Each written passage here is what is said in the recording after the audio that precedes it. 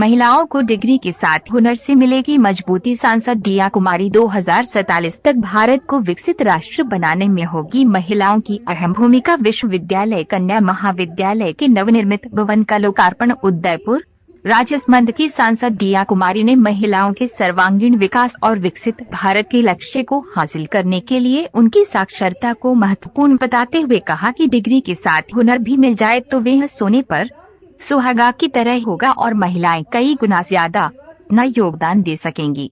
मोहनलाल सुखाड़िया विश्वविद्यालय उदयपुर के विश्वविद्यालय कन्या महाविद्यालय बिलोता के नवनिर्मित भवन के लोकार्पण कार्यक्रम में दिया कुमारी ने कहा कि नई शिक्षा नीति महिलाओं के लिए भी बेहद महत्वपूर्ण है, जिसमें कौशल विकास और वोकेशनल ट्रेनिंग पर जोर दिया गया है।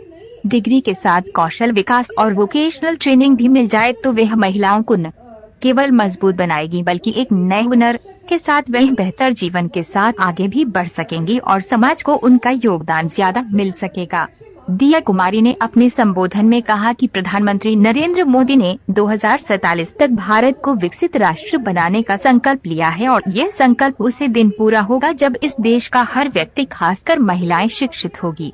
आमतौर पर 10वीं और 12वीं के बाद कई लड़कियां पढ़ाई छोड़ देती हैं, लेकिन जब उनके घर के पास कॉलेज और विश्वविद्यालय होगा तो वे पढ़ेगी भी और बढ़ेगी भी। नारी शक्ति वंदन अधिनियम साबित होगा वरदान। दिया कुमारी ने नारी शक्ति वंदन अधिनियम को वरदान बताते हुए कहा कि प्रधानमंत्री नरेंद्र मोदी के इस ऐतिहासिक फैसले का बहुआयामी प्रभाव पड़ेगा। इस मौके पर दिया कुमारी ने राज्यपाल महामहिम कलराज मिश्र का भी आभार जताया और कहा कि उनके मार्गदर्शन में राजस्थान में महाविद्यालय स्तरीय शिक्षा को नया आयाम मिला है। दिया कुमारी ने मोहनलाल सुखाड़िया विश्वविद्यालय उदयपुर के विश्वविद्यालय कन्या महाविद्यालय नॉर्थ कैंपस ग्राम बिलोता जिला राजसमंद नवनिर्मित भवन लोकार्पण समारोह में आए सभी अतिथियों का भी आभार प्रकट किया।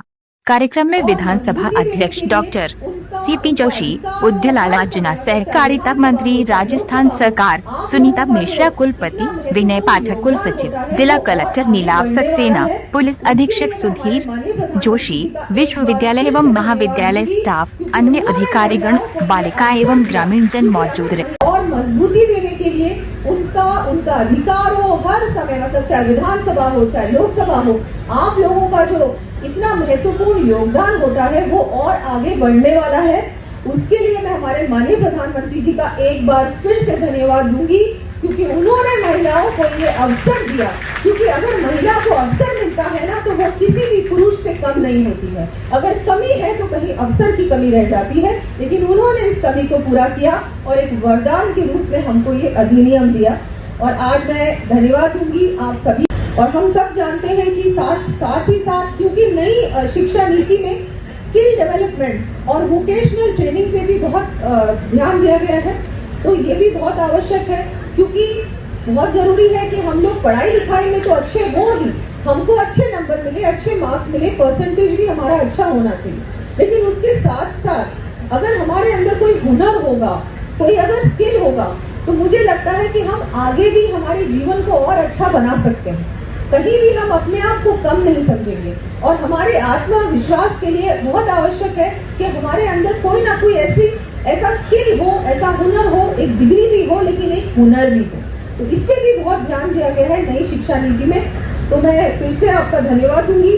और वैसे भी अभी तो नारी शक्ति वंदन जो हमारा अधिनियम आया है उसके बारे में भी मैं कुछ कहना चाहूंगी, क्योंकि हमारी जो